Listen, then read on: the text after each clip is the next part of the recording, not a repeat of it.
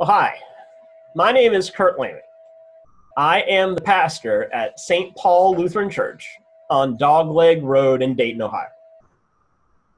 From February 3rd through 13th of 2020, I was privileged to participate in the Knights Templar Holy Land Pilgrimage.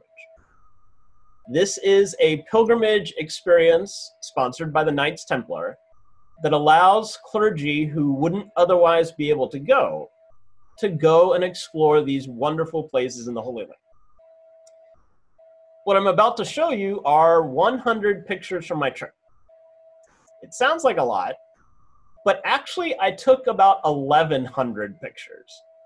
So obviously I cannot show you all of them, but I do want to give you a little taste about what this trip was like. I'll say a little bit about each picture as we go along. This first picture is Tel Aviv.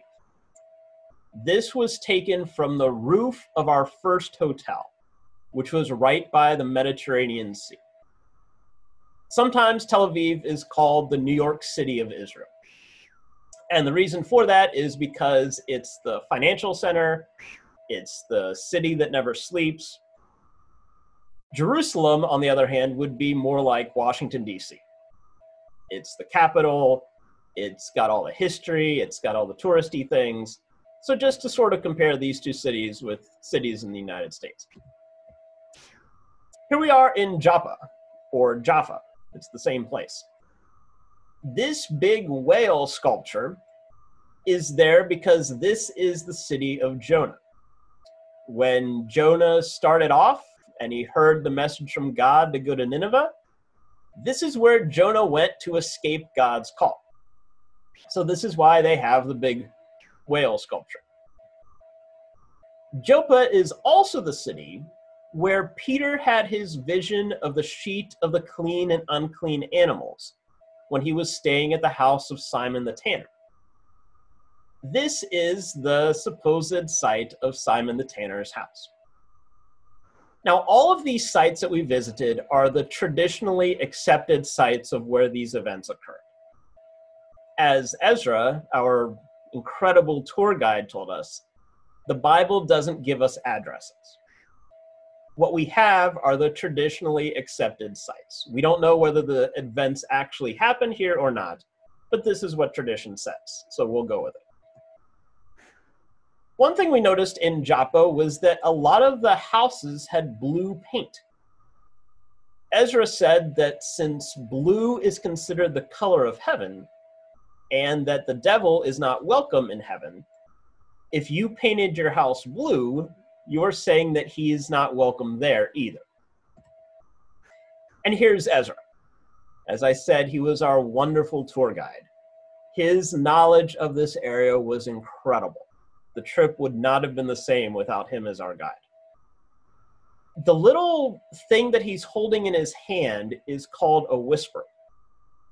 What he has is the microphone, and each of us wore a receiver on a lanyard, and then we had an earpiece. That way, when he would talk into his microphone, we could hear him, and he wouldn't have to shout. This came in really handy when we were by other tour groups. They had their own whispers too. That way, we could still hear Ezra and what he was saying, even if we weren't standing right next to it. What you see behind him is one of the many, many olive trees in this area. Today, when we think of olives, we're familiar with green olives and black olives, but they don't come from two different trees. They come from the same tree. When they start, they become green. That is an indication that they're ripe. But if you leave them on the tree, then they become black. Notice what's underneath this tree. We have some olive tree shoots. These shoots, these small trees, grow from the same root as the main tree. It's no surprise then why the psalmist in Psalm 128 would compare children gathered around a family's table to olive shoots gathered around the olive tree. Here we are in Caesarea Maritima, which was a Roman city on the sea. This particular part of the city that we're in now, it was an old horse racing track. This was part of their entertainment back in that day. This that you see here is really interesting. This rock has the name of Pontius Pilate on it. Pilate would spend time in Caesarea Maritima when he was not doing crowd control in Jerusalem. The significant thing about this rock is that having Pontius Pilate's name here is the only reference of his name outside of Scripture. Also, this particular rock is a replica of the real rock that was discovered here. That rock is safely housed in Jerusalem. This replica can be outside in the weather and not be damaged. Our next stop was to Mount Carmel, which, if you recall, was where Elijah took on the prophets of Baal in 1 Kings 18. Here is a statue of Elijah overcoming those prophets. One other thing we saw at Mount Carmel was this tree with these carob pods on it. Sometimes this is called a locust tree. If we take a closer look at these pods, they look like this. Sometimes they're called St. John's bread, this John being John the Baptist. Now, if you remember what John the Baptist ate, it says that he ate locusts and wild honey. Now, when I think of locusts and honey, I think of bugs and the mixture that bees make. However, that was not what John ate. It's more likely that he ate these pods. Remember, I said that the tree that they came from is often called a locust tree. The seeds inside the pods that you see there in Ezra's hand, inside the pod, they're in this mixture that is very similar to honey. One other thing about these pods that would benefit John is that their shelf life is basically forever. John could take these pods, stuff them in his pockets, and have food ready to go when he was out in the wilderness. So now when you think of John's diet, think of these pods. Also at the top of Mount Carmel was this Carmelite monastery. Now, I'm not sure if the name of the monastery has any relation to the name of the place or not, but it was still interesting to see this monastery. Our next stop was Mount Tabor, to the Church of the Transfiguration. Here we are inside the Church of the Transfiguration. This is just one of the many beautiful church buildings that we got to see during this trip. As you can see, there are lots of people in here taking a whole lot of pictures. This picture that I got of the altar in the Church of the Transfiguration was just a lucky shot. I was so afraid with all of the people walking around that somebody was going to photobomb me, but they didn't. I was able to get a nice, clean shot of the altar area. This is a picture of a rock under glass in the nave of the Church of the Transfiguration. This rock is supposedly the top part of the mountain, so it could be the spot where Jesus was transfigured. Then we traveled to the Sea of Galilee. The next hotel we stayed at was right there on the water. And so when we woke up in the morning, this is what we saw. Sunrise on the Sea of Galilee. What a wonderful way to wake up. Not only did we get to see the Sea of Galilee, but we also took a boat trip on it. That particular day, the weather was wonderful. There wasn't a cloud in the sky. So we got to have a very nice boat trip across the water. It was incredible to think that this is the sea where Jesus called the disciples, where he stilled the storm, where he walked on water. It was wonderful to sing some songs together as our group as we sailed across the water. When we reached the other side of the sea, we landed at a place called Nafkanesor, which is now famous for the discovery of a 2,000-year-old boat that was found in the Sea of Galilee. This boat was discovered by accident, but when it was dated to the time of Jesus. Sometimes it's referred to as the Jesus boat, but there's no evidence to directly link Jesus to this boat. However, this is very likely what the boats at that time were like. This boat is made up of 12 different types of wood, and it could hold around 6 people.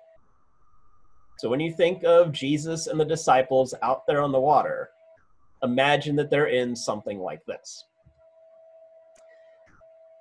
These are some Roman nails that were discovered near the boat, even though the boat didn't have any nails in it. These were the everyday common kind of nails. Today we might think of them like penny nails. They were about 4 to 5 inches long. One thing to notice about these nails is that these would have been the ones that held Jesus on the cross. Not these particular nails in the picture, but these type of nails. Whenever I think of Jesus on the cross, sometimes I think of really big nails, almost like spikes. But it was something more like these. These nails of 4 to 5 inches in length were the ones that held him on the cross, along with some rope that probably tied him to the cross too. Here we are at the Mount of the Beatitudes, where Jesus delivered the Sermon on the Mount. Those gray tarps that you see are covering a crop of bananas. Bananas are actually a big crop there in Israel. But where those bananas are is the traditional site of where Jesus delivered the Sermon on the Mount. This is the inside of the Church of the Beatitudes. It was small, but it was beautiful. Our next stop was to Chorazin, which would have been a typical city at the time of Jesus. It's referenced, for example, in Matthew 11. This particular spot that we're in is a kitchen. Obviously, it doesn't look like our kitchens today, but this would have been what their kitchen looked like back then. The guys that look like they're standing behind a wall are actually standing behind part of a table. And Ezra is standing in the middle of the table. Compare it, for example, to this picture, which I took when we were in Bethlehem at the olive wood shop. I'll say more about Bethlehem later. But this is a historically accurate representation of the Last Supper. Even though many of us like Leonardo da Vinci's famous painting of the Last Supper, sadly, it's not historically accurate. Jesus and the disciples would not have been sitting at chairs with place settings like we do today. They would have been reclining around a U-shaped table. The person here at the left side of the table would have been the host. In this case, probably John. Next would have been Jesus. The person of honor would have been seated next to the host. Then, this person here, sitting next to Jesus, would have been Judas. If you remember the story, Jesus said that the one who dips his bread in the bowl with me is the one who will betray me. Well, he's got to be sitting close enough to Jesus to do that. So this is likely Judas. Peter is probably the one at the far end. 2 reasons for that. One, when Jesus said that one of them will betray him, Peter had to motion to John to say, who's he talking about? Also, think about the story of Jesus washing the disciples' feet. the story seems to say that Jesus got all the way around the table and then got to Peter at the end. So it's likely that Peter was the one here, and Jesus is sitting on this side of the table. Here we are still in Chorazin, but this is part of the synagogue. This is the back corner of the synagogue in Chorazin. I know it just looks like some pillars and some rocks, but one significant thing to notice is that the pillars are holding up what used to be a second story. So there would have been a balcony in this synagogue. Now, at the time, synagogues were not exclusively for religious purposes. They were the gathering places. That's what synagogue means. So they would have been the community center. It would have been where they took care of legal matters. It would have been also where they had religious gatherings. But this synagogue was used for many different things. And it was probably the case that the men sat on the floor level and the women were up in the balcony. We next made our way to Capernaum, which is where Jesus made his hometown. He was born in Bethlehem, grew up in Nazareth, but during his adult life, his hometown was Capernaum. Now, why Capernaum? Capernaum was one of the cities on the Sea of Galilee, but for many people, it was just a stopping point. You would travel, stay the night in Capernaum, and then be on your way the next day. Well, Jesus made his home here because he knew that people would be traveling through. So imagine being a traveler, you make your way to Capernaum, and then while you're there, you encounter this guy who's doing some miracles and talking about the kingdom of God. And then you travel on to your next place and you say, you won't believe this guy I encountered back in Capernaum. Then the next traveler comes along and says the same thing, and the next one after him. Capernaum helped get the word out about Jesus and what he was doing. So that's why Jesus picked this particular town as his hometown. This pillar that you see here has an inscription on it, which translated says, the sons of Zebedee. Now, of course, for us, we think of James and John, the sons of Zebedee. And that very well could be who this pillar is referring to.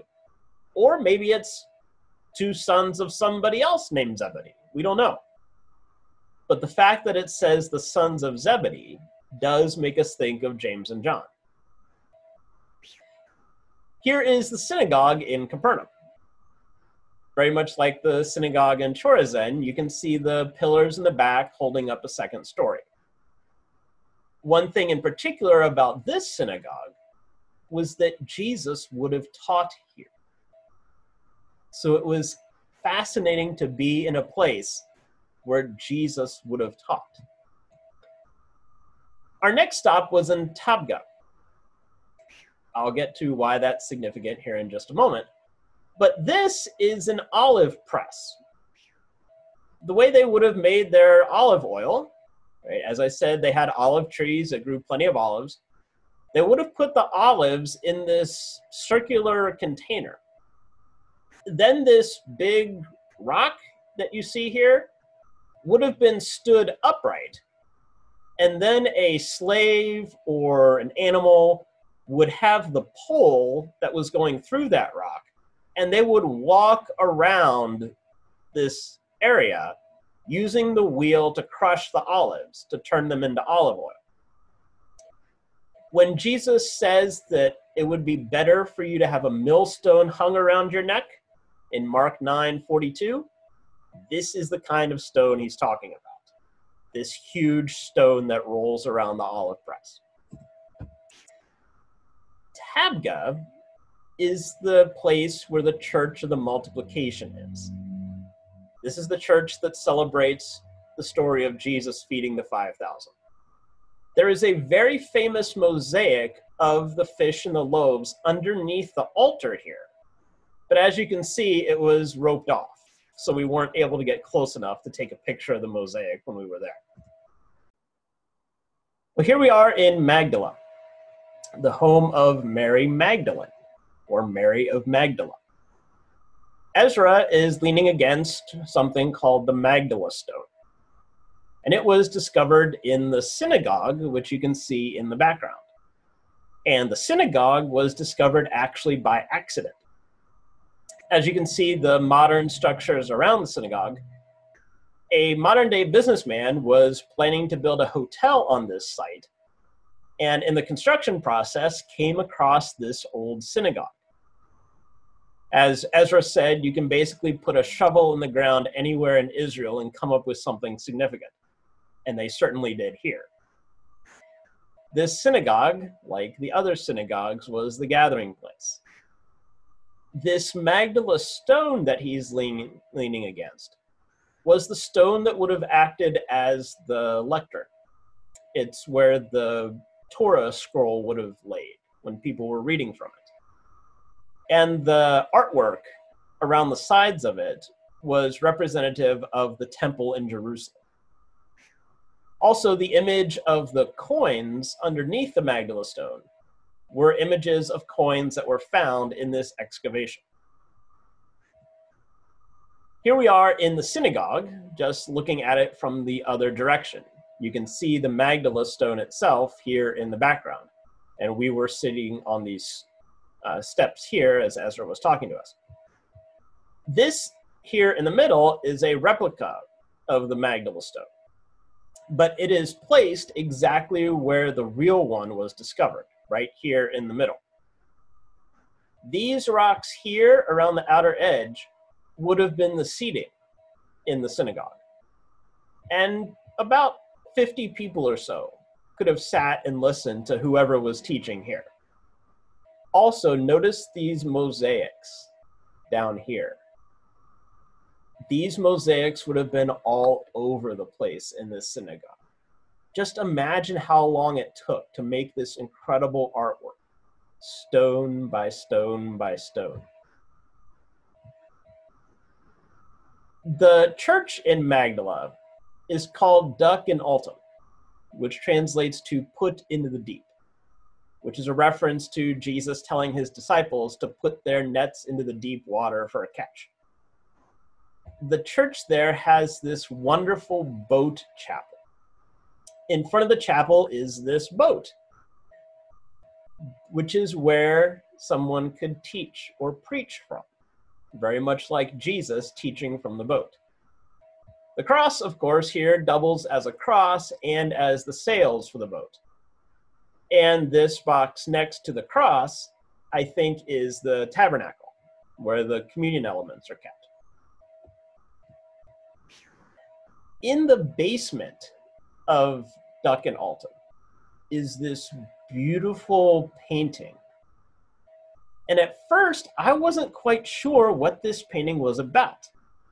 Here I saw all of these feet.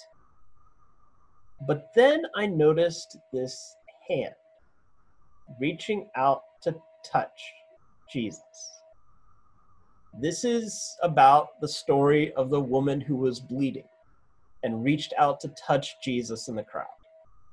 And as you can see right here at the point of her touching his garments, it's glowing as his power is entering her. Here I am in the Jordan River. We visited Yardent, which is the traditional spot of Jesus's baptism. It was kind of neat to see this river. Now, this isn't a huge river. It's not like the Great Miami River. It's something more like the Stillwater River. It's not a creek, but it's not huge. It's your sort of basic small river. While we were there were plenty of people who were there to get baptized themselves, including this crowd. As you can see, they're all gathered in their white robes, ready to get into the water. Our next stop was Cana, which of course is famous for the wedding at Cana from John 2. This that you see here would have been a wine press, which is located in the wedding church there in Cana. As you recall from the story, they ran out of wine at the wedding. This is how they would have made the wine. the grapes would have been put into this opening in this giant rock. And the rock itself would have been buried in the ground. It wouldn't have been up on a pedestal like this. So the grapes would have been put inside this opening, and then somebody would climb in and then stomp on the grapes in their bare feet in order to crush them to make the wine. Now, it had to be in bare feet, because if you were wearing sandals or shoes or any kind of covering on your feet, it would have crushed the seeds in the grapes and would have put the seeds into the wine. So you had to make sure that you were barefoot.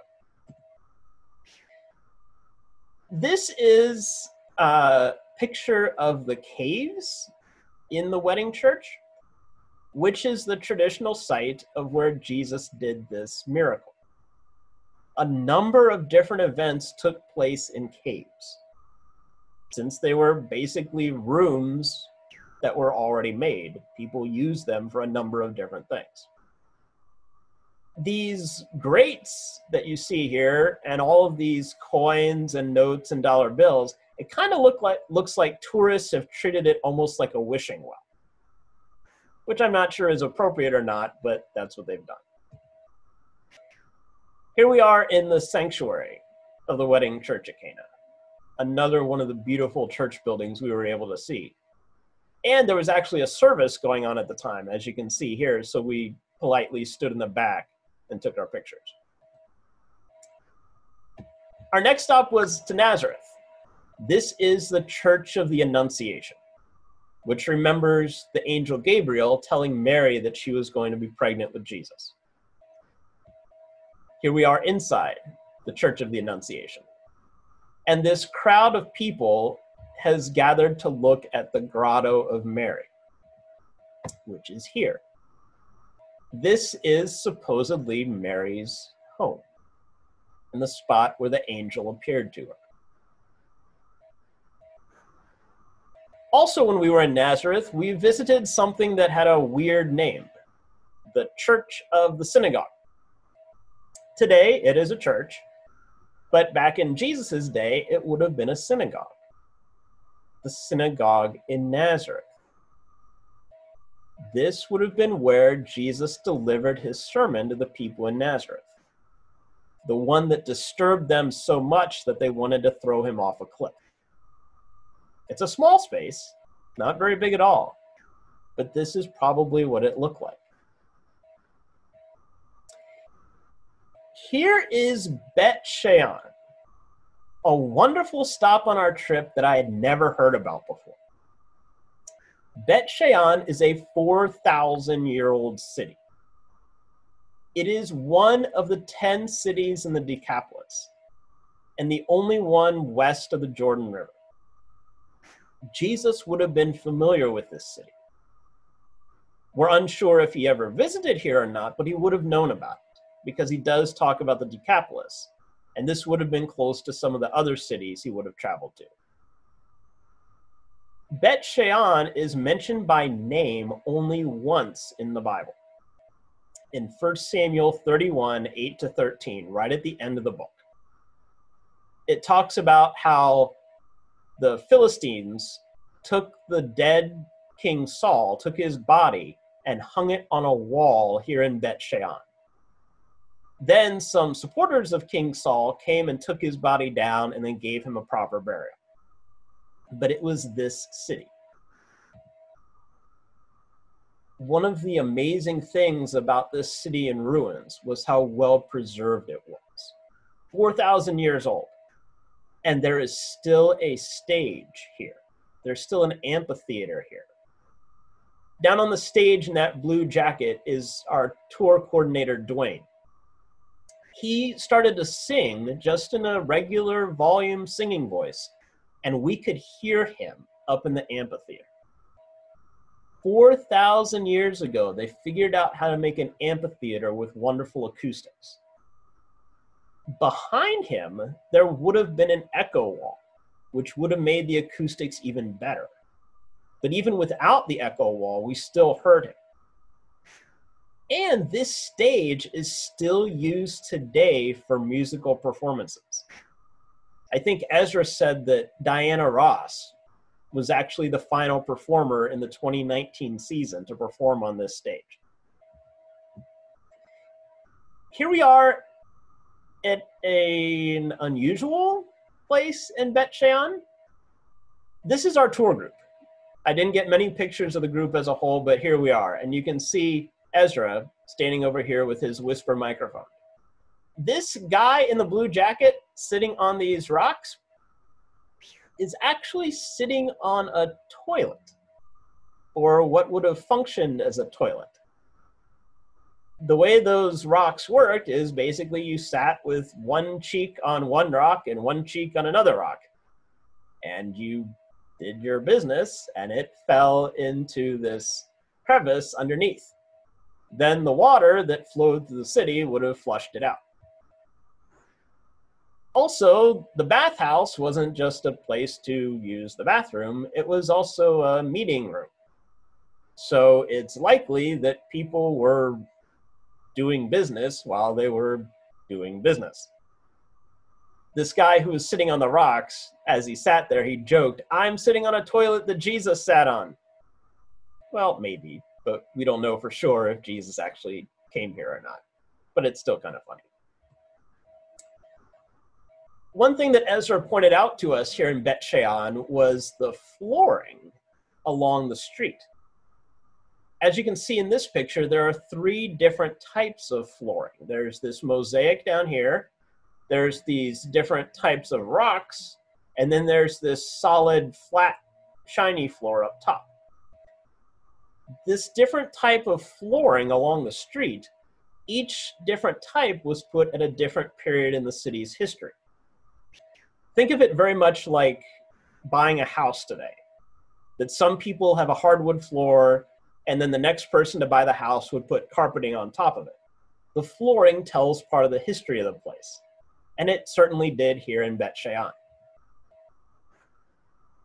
We then traveled to Jerusalem and visited the Garden Tomb. Now, the Garden Tomb makes the claim that it is the tomb where Jesus was buried. The traditional site of Jesus' burial, of course, is the Church of the Holy Sepulchre. But the Garden Tomb does make some interesting claims for why this could be the site. There is a tomb. As you can see, the people lining up to go inside and see it. It is located next to a garden, which has an olive press in it. So it was a garden of a rich man, maybe Joseph of Arimathea. And also there is a rock formation nearby that sort of looks like a skull. Perhaps it was Golgotha. Now in this case, the cross would not have been on top of the skull. Instead, the skull would have served as a backdrop. Maybe this is where Jesus was crucified and buried. Maybe it wasn't. We don't know. But it's still an interesting place to visit. Here's a diagram of the tomb itself.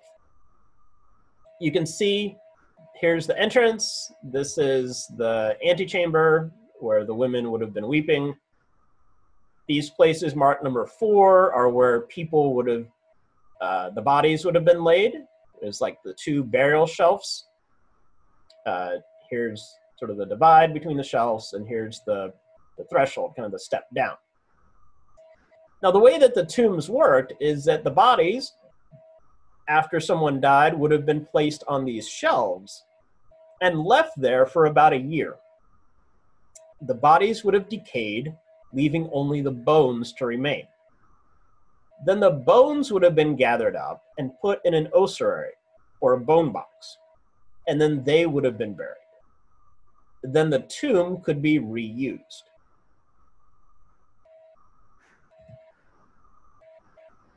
Our next stop in Jerusalem was hell. This is literally a picture of hell. No fire, nothing like that. This is the Valley of Gehenna, or Topheth, or the Valley of Hinnom, which later became translated as hell.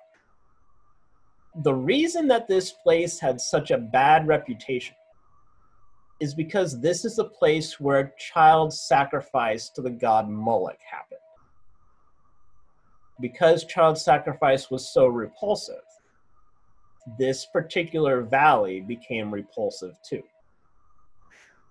Also, the story goes that this is the valley where Judas hanged himself.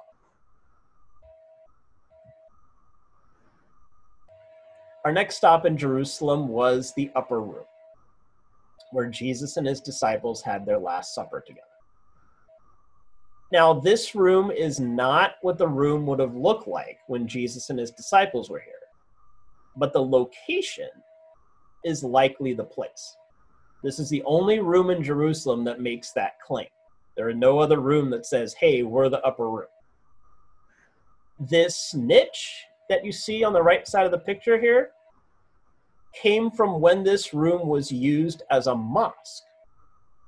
Every mosque has to have a niche facing the direction of Mecca.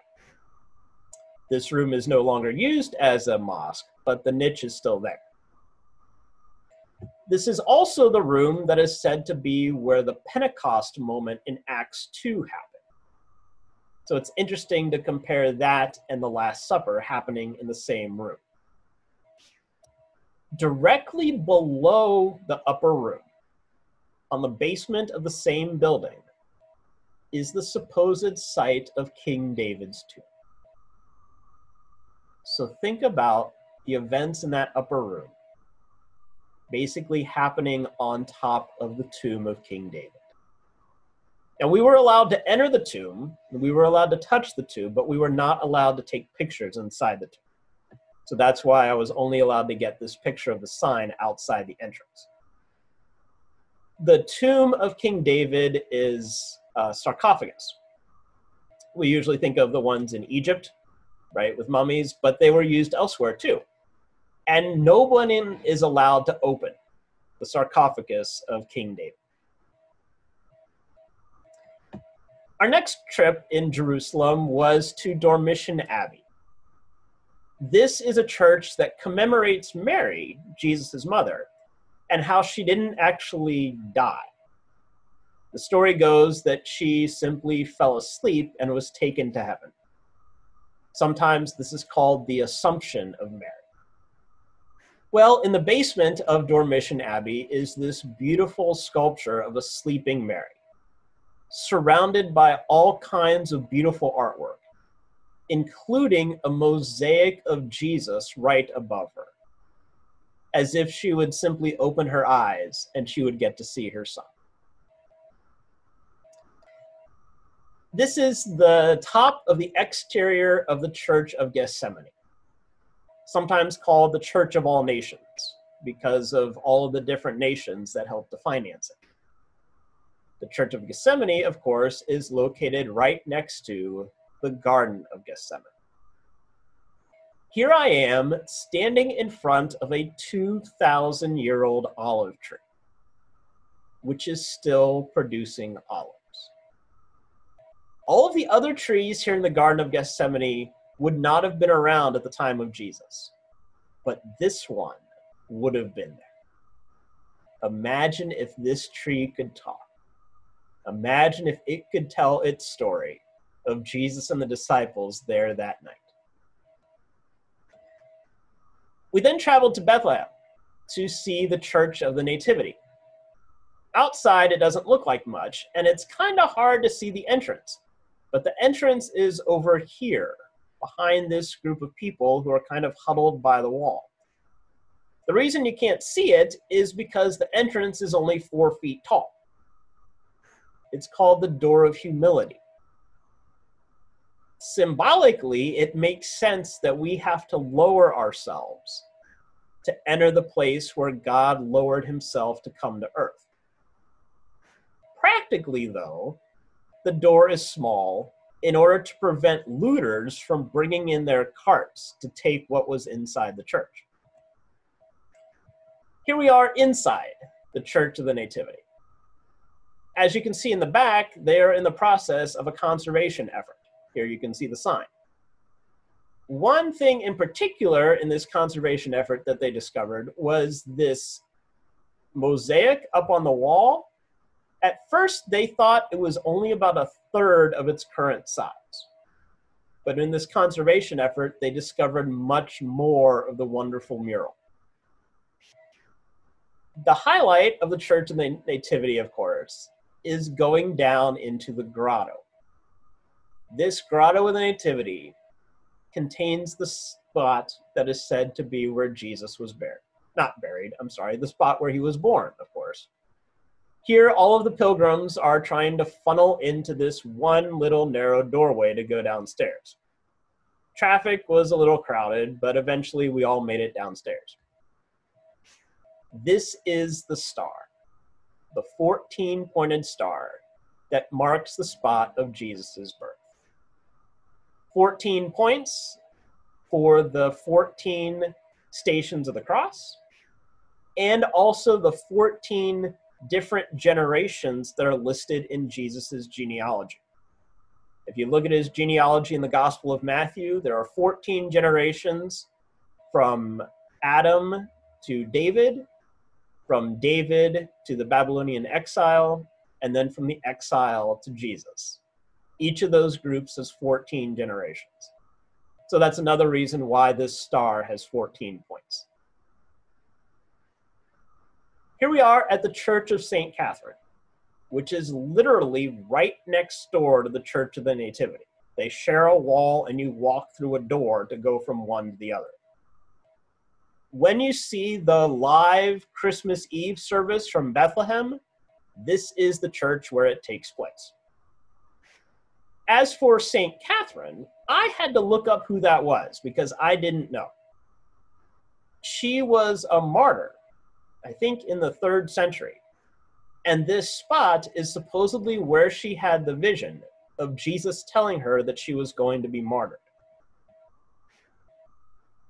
Our next stop in Bethlehem was to an olive wood shop. As I said, they have a lot of olive trees here in the Holy Land. And one of the things they like to do is carve the wood from those trees, especially carve them into wonderful sculptures telling stories from the Bible. Here you can see one of the wood shops and one of the craftsmen working on some of the sculptures. Here we have a cat, because when we were traveling around the Holy Land, especially in Bethlehem, there were cats everywhere. Just stray cats living out on the street. We probably saw about 5 to 10 cats every day. Ezra said that the Holy Land is a land of milk, honey, and cats. So of course I had to include a cat in my pictures. Here we are at the Shepherd's Field in Bethlehem. This is the field that is said to be where the angel appeared to the shepherds and delivered the news that Jesus was born. This is the cave near the Shepherd's Field. Thinking about the shepherds keeping watch over their flocks by night, this could have been the cave where they kept their sheep safe at night. Here is the chapel at the Shepherd's Field.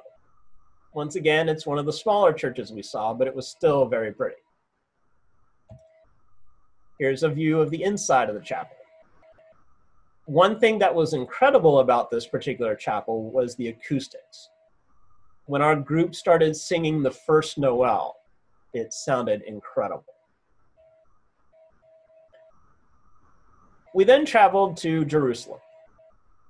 Here we are preparing for worship as a group at Station 7 of the Via Dolorosa, the Stations of the Cross.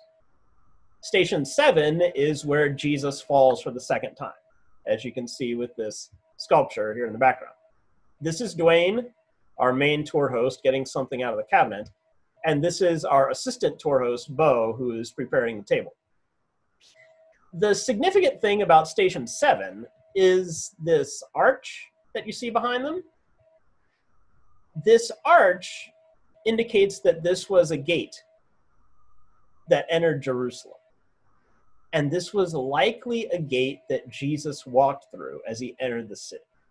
Even though it's sealed up now, this was likely a gate that Jesus used.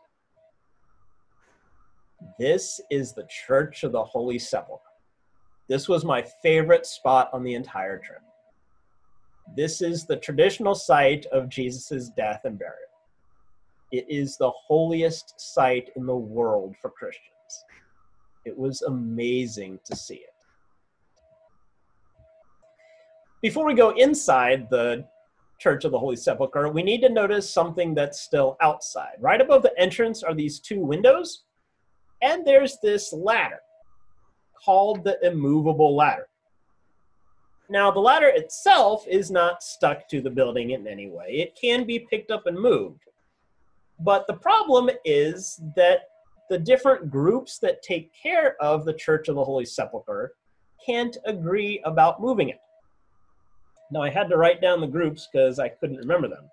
There are 6 different Christian groups that help maintain the Church of the Holy Sepulchre.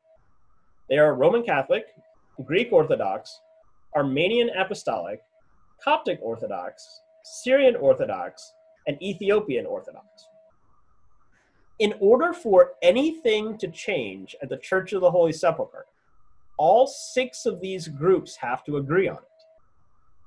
Since nobody can remember who put this ladder here or why, they also can't agree on what to do with it, so it just stays there. This is also where we get our phrase status quo, right? Leaving things the way they are. This is the edicule inside the Church of the Holy Sepulchre. The edicule is the small building inside that houses the burial shelf of Jesus, his tomb. We waited in line to go inside the edicule, and we waited for about an hour, which wasn't too bad. I heard that one time the Knights Templar Holy Land Pilgrimage group had to wait about 3 hours. So we were fortunate that we only had to wait about an hour.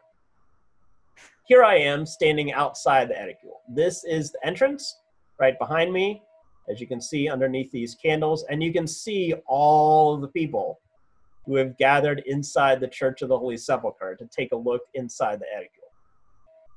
As we went inside the edicule itself, there was an Orthodox man standing there who was saying, "Kiss, go,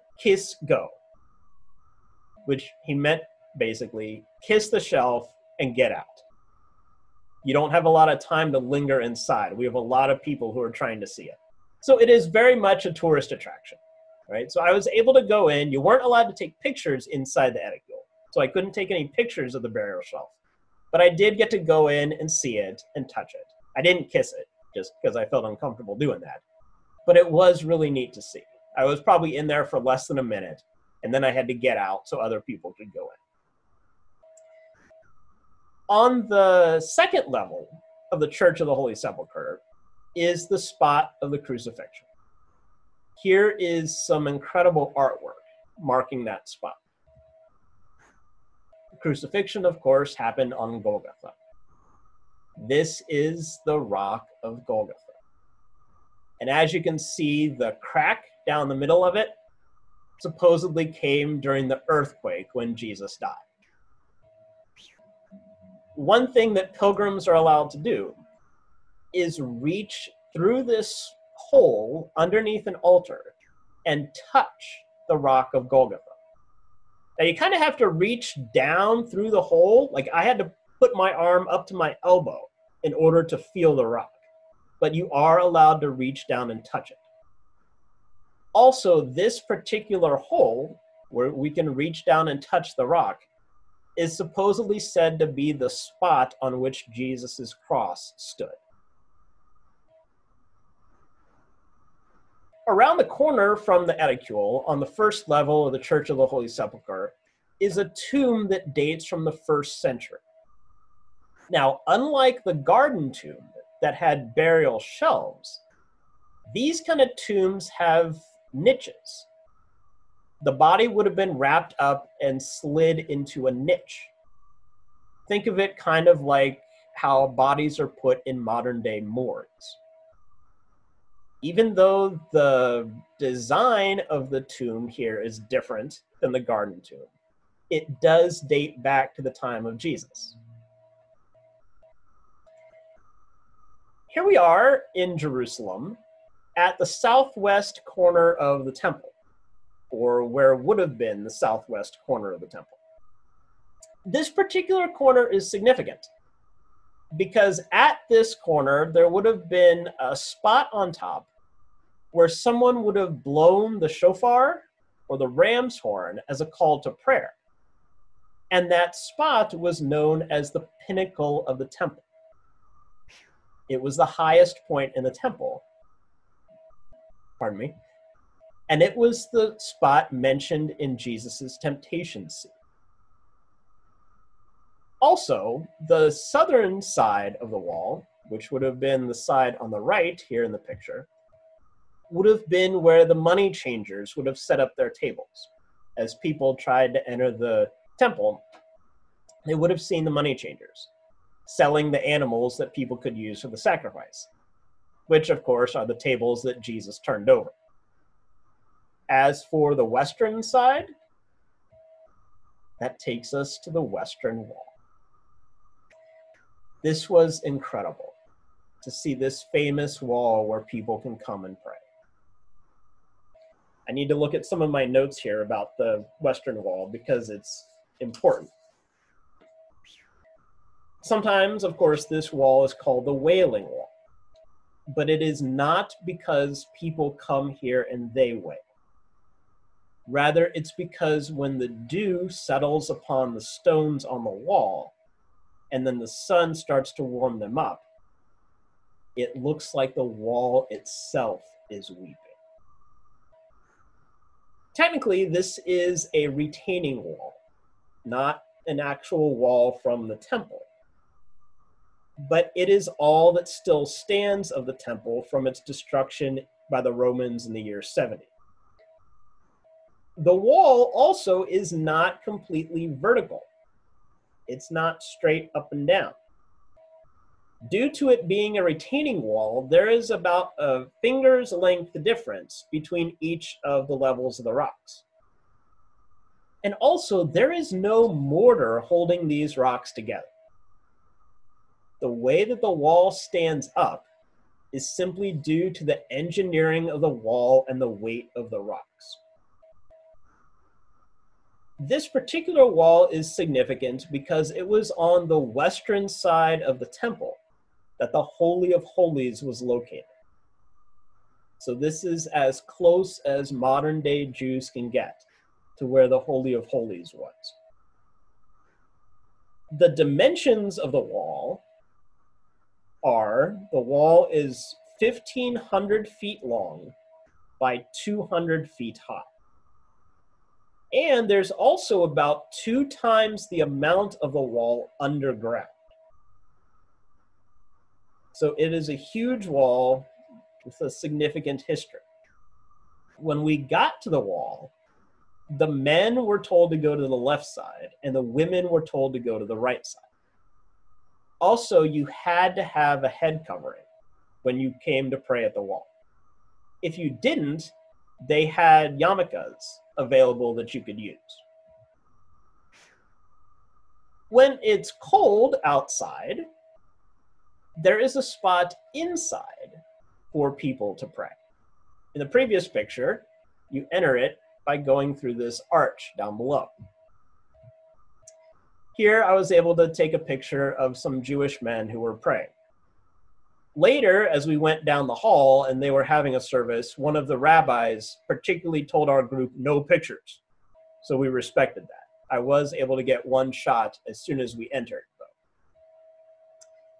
Here I am, praying at the wall. This was a wonderful moment. As you can see in the wall, there are these pieces of paper stuffed inside the cracks.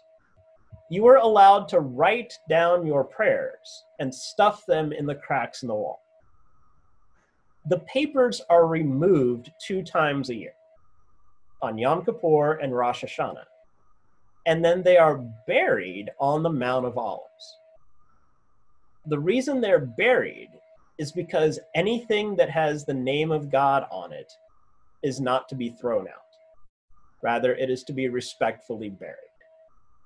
So all of these papers that have all of these prayers end up buried on the Mount of Olives. Here are some ruins of the Second Temple. These are the actual stones. So when the disciples said to Jesus, "Master, look at what big stones and what big buildings," these are the stones they were talking about. Here is the Dome of the Rock, one of the holiest sites for Muslims. However, the Dome of the Rock is not a mosque. The mosque is directly across from the Dome of the Rock, but the Dome of the Rock itself is more of a place of private prayer and devotion. There are no religious services held here. The significance of the Dome of the Rock is the rock, of course, that's inside of it. This rock is said to be both where Abraham offered his son as a sacrifice and where Muhammad was taken to heaven and given the Quran. Now, for Muslims, regarding Abraham's sacrifice, the son that he sacrificed was not Isaac, but his other son, Ishmael. Christians and Jews trace our line through Isaac, whereas Muslims trace their line through Ishmael. Also, the Golden Dome is actually made of gold. Here is a sign for the Via Dolorosa. I took a number of pictures along the route, but as I said, this slideshow doesn't include all of my pictures from my trip. So here's just a sign of the route. Thankfully, signs in that area were printed in Hebrew, in Arabic, and in English. So we were still able to read the signs for us English speakers. The Via Dolorosa, these 14 stations of the cross throughout Jerusalem, cover the last passion, or the last week, the passion time of Jesus. However, the practice of the Via Dolorosa started as a monastic practice. It did not originate in Jerusalem. It started so that people who were not able to come to the Holy Land could put these spots in their own towns and walk through their town and remember the passion of Jesus. Later, it was put into Jerusalem. So the particular spots along the route in Jerusalem that mark these spots for Jesus may or may not have been when these events in Jesus' life happened.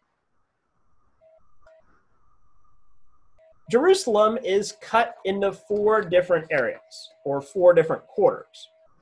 There's the Jewish quarter, the Christian quarter, the Muslim quarter, and the Armenian quarter.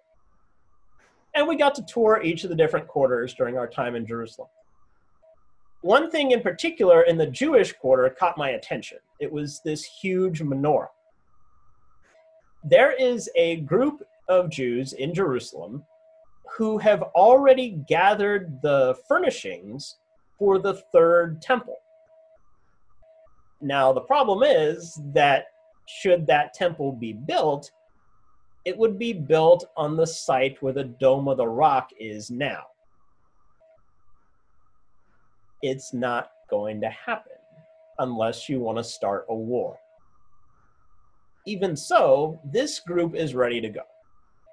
Should the day come that there's a 3rd temple, it will not be without furnishings, including this big menorah.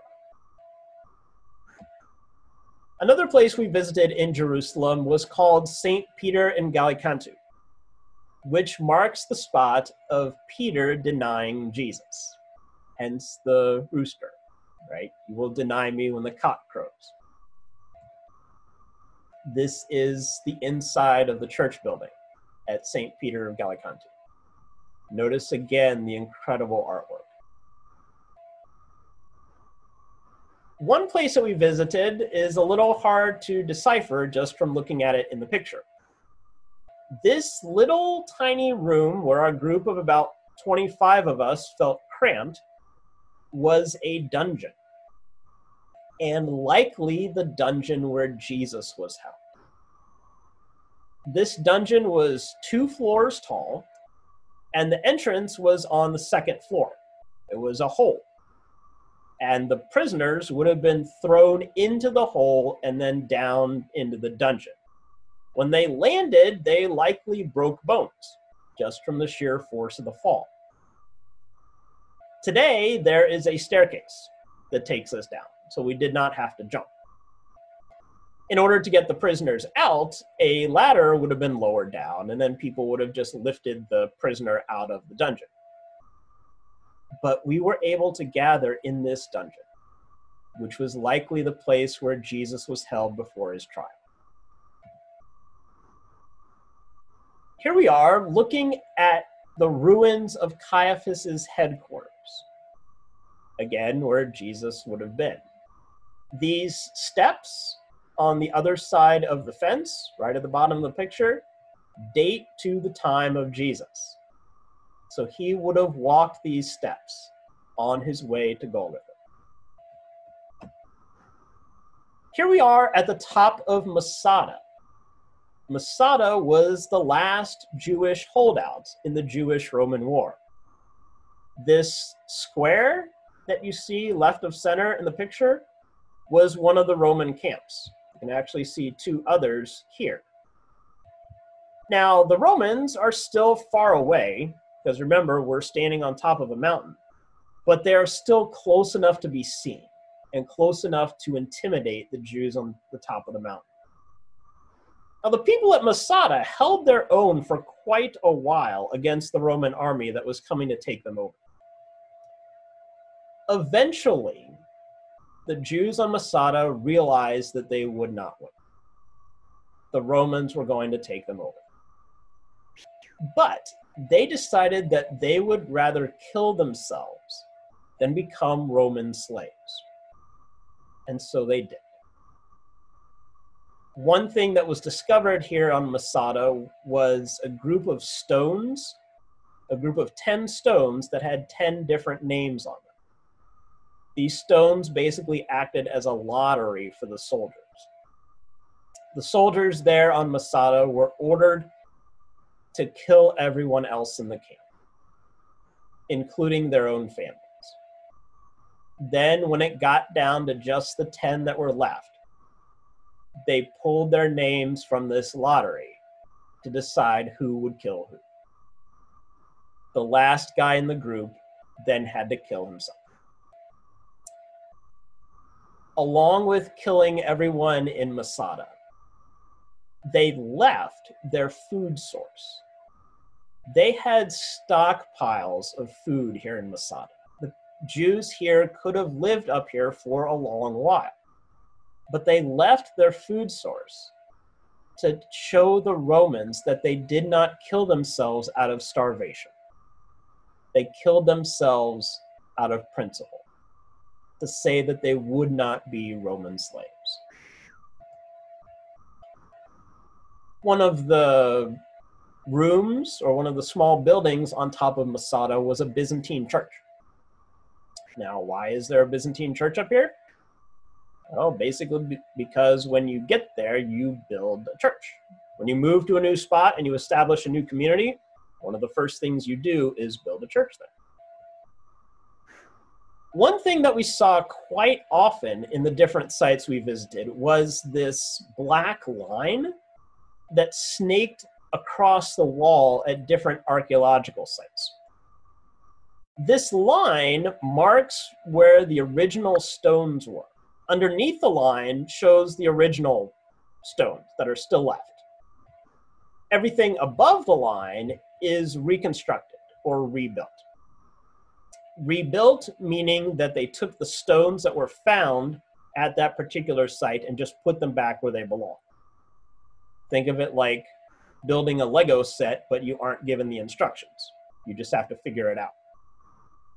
If they're reconstructed, then that means other stones were brought in order to rebuild the wall. So this line is just a significant archaeological sign.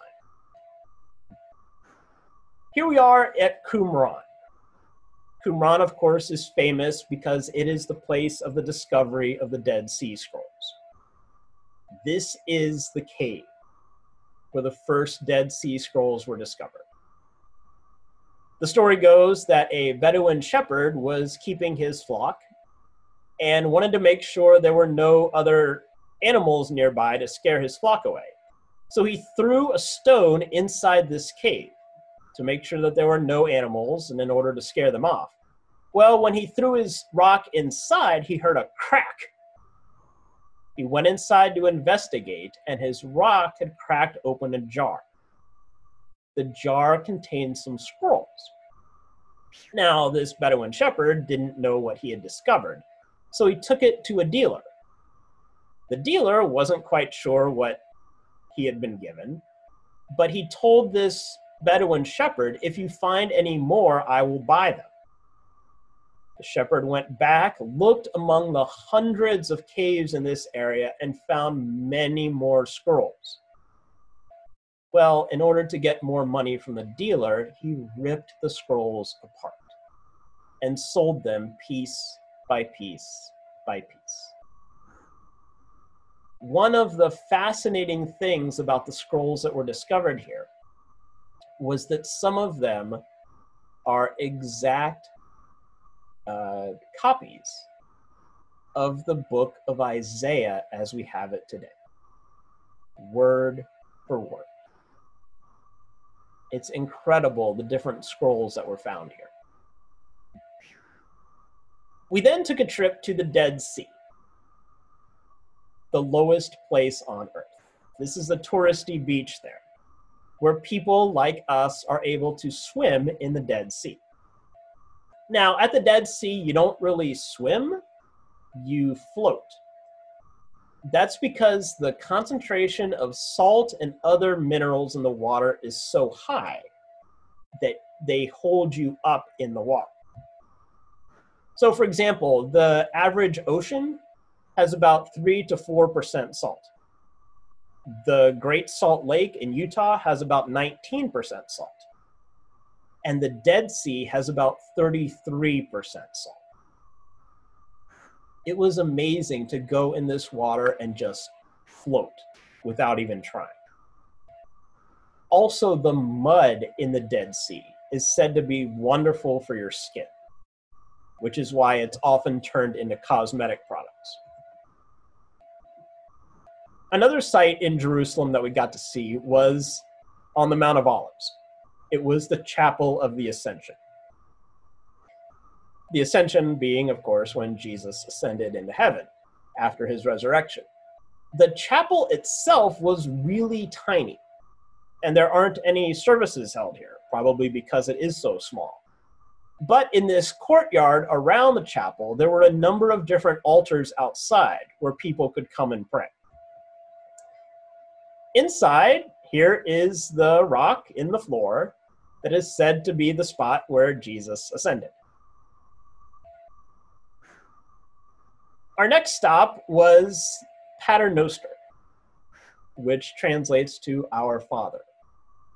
This is the cave, which is supposedly the spot where Jesus taught his disciples the Lord's Prayer. As I said, they used caves for a lot of things back then. Here is a view of the skyline of Jerusalem from Dominus Flabit, which means the Lord is weeping. This spot is where Jesus wept over the city of Jerusalem, saying, "Jerusalem, Jerusalem, you who stone the prophets and kill those who are sent to you." And it is also where the Palm Sunday procession started. Remember that the temple in Jerusalem would have been located right where the Dome of the Rock is, in the middle of the picture. So you can imagine both of those events, Jesus weeping and the start of Palm Sunday procession, happening right here as Jesus sees the city in front of him. Here is a scale model of the city of Jerusalem, a 1/50th scale model, dated from, I think, the late 60s, 60 AD. You can see the temple right there in the middle. This scale model is continuously updated. If they find any other sites in Jerusalem that need incorporated into this model, then they work them in. So this model is based on archaeological discoveries and history. Here are a few things in the model that's worth pointing out. These gray buildings here in the front of the picture, this is where the common everyday people would have lived. These red roofed buildings, this is where the wealthy people live. In particular, this red roofed building right here in the middle, the huge one, that is a 4,000 square foot house. Now, even in our day, that's a big house. That house was owned by the guy who sold the oil to the temple. Obviously, he was very rich. But historical records show that he was also a thief, and you did not want to do business with him. Over here on the right, you can see the south side of the temple. As I mentioned earlier, this is the side where the money changers would have been. And you can also see some steps over here when people would enter the temple. The steps to enter the temple were not even. They weren't level. Today, when we go up and down steps, we don't really think about it. We just go up and down them on autopilot. Making these steps uneven or of different heights meant that the people going into the temple had to stop and think about what they were doing. They were entering the temple. So these steps were specifically designed to help them realize the importance of what they were doing. One of our final stops on the trip was to the Holocaust Museum, called Yad Vashem, or the Memorial of the Names. The memorial of the names of the 6 million Jews who were killed. The spot at this museum that touched me the most was the Children's Memorial. Of the 6 million Jews who were killed, 1.5 million were children. In order to honor these children, the memorial here does something incredible. Using only 4 candles and a bunch of mirrors, they have designed this room that you can walk through where it looks like there are 1.5 million lights floating around you. As you walk through this room and look at all of these lights, there's also a narrator reading the names, ages, and birthplaces of all of the kids. It doesn't take long to walk through the room, maybe about a minute or two, but it is a very powerful experience. One of the sculptures at Yad Vashem was this one. I don't recall the man's name, but he was the operator of an orphanage, and these are some of the children who were there. And the story goes that he was told that his life would be spared if he turned over his kids. He refused. He said that he would rather go to death with them, and so he did. Notice in the sculpture that he is looking one direction, while all of the kids are looking another direction. He knows where they're going. He knows that they're going to their death, but the kids don't. Also, notice the arms of the kids. Notice how long their arms are and how their fingers look at the ends. This long arm was designed to look like a prayer shawl, and the fingers at the end were designed to look like tassels. Because it's said that when a Jewish person dies, they are buried with their prayer shawl. So this sculpture was meant to represent that. And finally, the last picture here in this slideshow is the last picture that was taken of me in this trip. We were able to stop at this overlook for one final look at the city of Jerusalem before we departed. This was an amazing trip. I am so grateful to everyone who helped make it happen, especially everyone at the Knights Templar who financed it, and to Bob Dixon here at St. Paul, who nominated me for the trip in the first place. I hope that watching this slideshow has given you a little bit of insight into what happened there in the Holy Land and helped you learn some things along the way. Thanks be to God for this place and for helping us to learn more about it. Thank you for joining me on this slideshow.